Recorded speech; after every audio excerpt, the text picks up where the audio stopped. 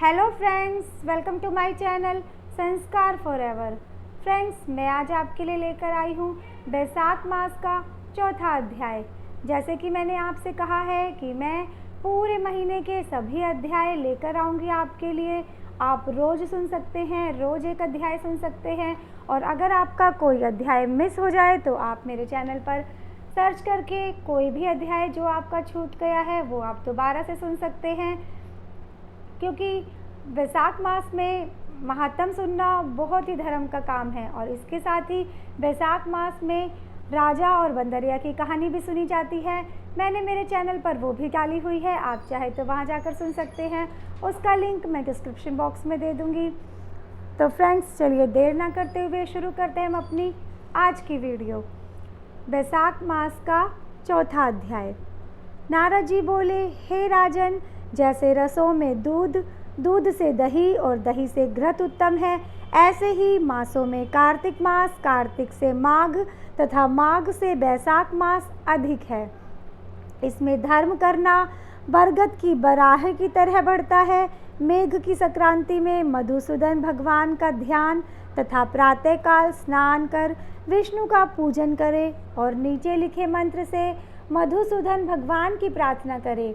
हे मधुसूदन देवादिदेव, मैं बैसाख मेष की संक्रांति भर प्रातःकाल स्नान करने की कामना करता हूँ। आप इसे निर्विघ्न पूर्ण कीजिए। फिर अर्घ्य देते हुए कहे, हे मधुसूदन, आपको अर्घ्य देता हूँ, इसे भली भांति ग्रहण कीजिए। गंगादि नदी, तीर्थ, सब जलाशय मेरे दिए हुए अर्घ्य को प्रसन्नता से ग्रहण करो और मुझ पर प्रसन्न होकर यथाचित फल दीजिए। फिर वस्त्र पहनकर अर्घ्य कार्यों को करें, फूलों से भगवान का पूजन करें। विष्णु भगवान की बैसाख मास संबंधी कथा सुनने से वह कोटि जन्म के संचित पापों से छूटकर मोक्ष पाता है। पृथ्वी, स्वर्ग, पाताल कहीं भी दुख नहीं होता, किसी गर्भ में नहीं आता और न कभी माता का दूध पीता है।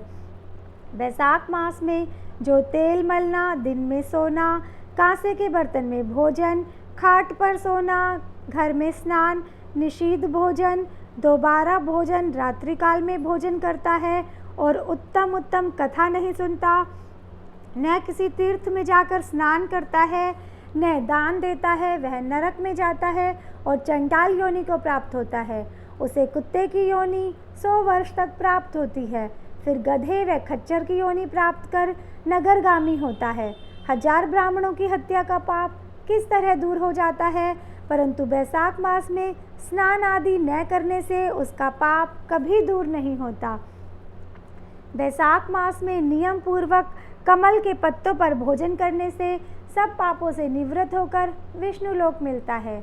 बैसाख मास में दोपहर के समय मार्ग चलकर अपने घर पर आए हुए या थके हुए ब्राह्मणों को सुंदर आसन देकर जो उनके चरणों को दबाता है और चरणोदक को अपने मस्तक पर छिड़कता है, उसके सब बंधन कट जाते हैं। उसे गंगादि संपूर्ण तीर्थों में स्नान करने के बराबर फल निश्चय ही मिलता है। बैसाख मास में अन्नदान व जलदान न करने से पाप और दुख कभी दूर नहीं होते।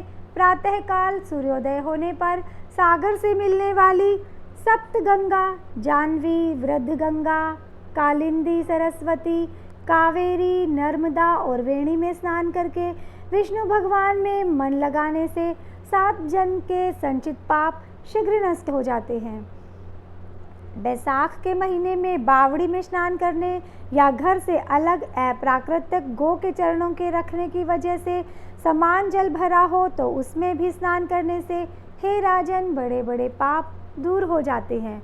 जो कोई धन संपन्न हो अथवा दरिद्री या पराधीन हो, उसे जो वस्तु मिल जाए वह ब्राह्मण को दान देना उचित है। कंदमूल, फल, शाक, नमक, गुड़, बेर, पत्र, जल और छाछ जो वस्तु दान की जाएगी अपरिवर्तित होती जाएगी।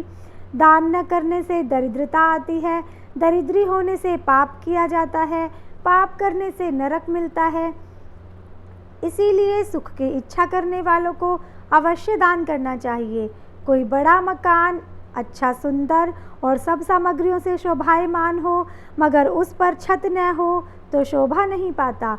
जैसे दया न होने पर सब गुण वृथा है, जैसे उत्तम शाक भी बिना नमक के स्वादिष्ट नहीं लगता, जैसे कोई कुरूपवती स्त्री श्रृंगार होने पर भी अच्छी नहीं लगती, ऐसे ही बैसाख मास में जो धर्म कर्म या स्नान आदि नहीं करता, उसका किया सब वृथा है।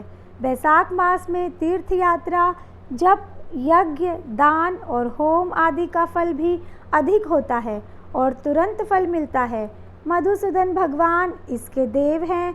जिसने किसी प्रकार भी बैसाख मास में मधुसूदन भगवान का पूजन नहीं किया, वह मूढ़ बुद्धि सूकर की योनि पाता है।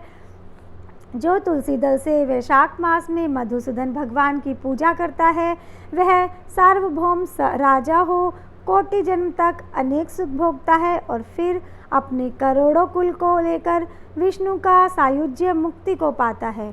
तो फ्रेंड्स, इस तरह से हमारा चौथा अध्याय पूर्ण होता है। मुझे उम्मीद है आपको मेरी वीडियो पसंद आई होगी। अगर आपको मेरी वीडियो पसंद आई है तो इसे कमेंट बॉक्स में राधे राधे लिखकर मुझे ज़रूर बताइए। और अगर आपको किसी और भी चीज़ पर वीडियो पसंद हो तो प्लीज़ आप मुझे वो भी